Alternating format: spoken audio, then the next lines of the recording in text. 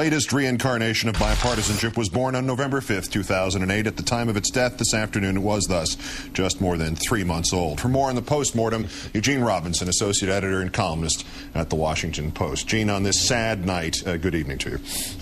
Evening, Keith. He has a very open hand, but he has a very firm handshake. Have we interpreted Rahm Emanuel correctly? Burn me once, shame on you. Burn me twice. That's not going to happen?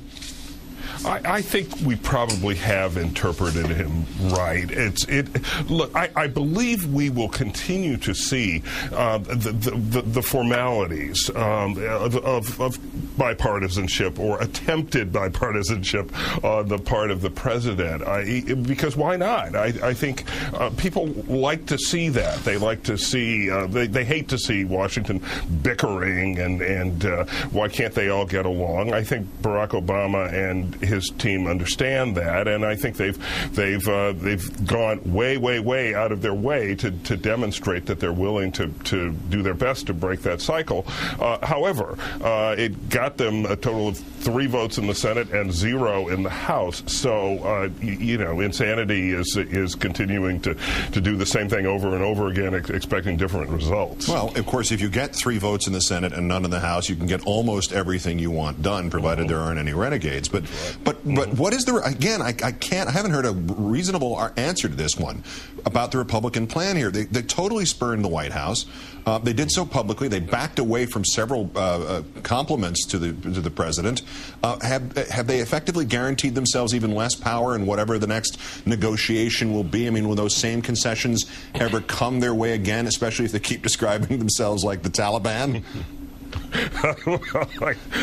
Because one does not make concessions to the Taliban. Exactly. Right? We're not going to broker with terrorists. Exactly. I don't. I think concessions will be offered situationally. In other words, if there comes a time when you need to offer a concession in order to get those 3 votes or to get the legislation through that needs to get through, then I think you do offer it. But it does change the atmosphere, and I think perhaps the White House will take a harder line next time, or at least try to. And what is the assessment of, is there damage to Obama? Did he waste capital here in the attempt to reach across the aisle, or did he gain some with the American people for being seen to try?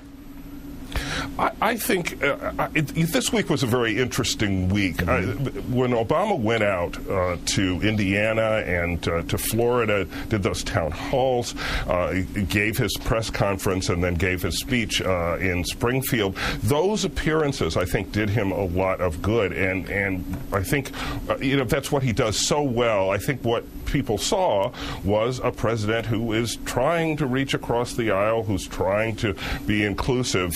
The visuals were very good for him.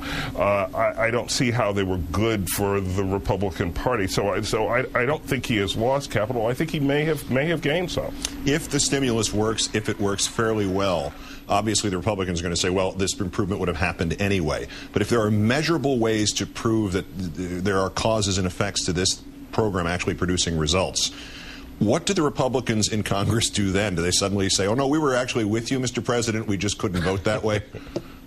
I don't know exactly what they say, because as a practical matter, if the economy gets at all better in the next year, say, or the next 2 years, the president gets credit for that. If you're president, if it rains on you, and you're president, take credit for it, and you will get credit for it.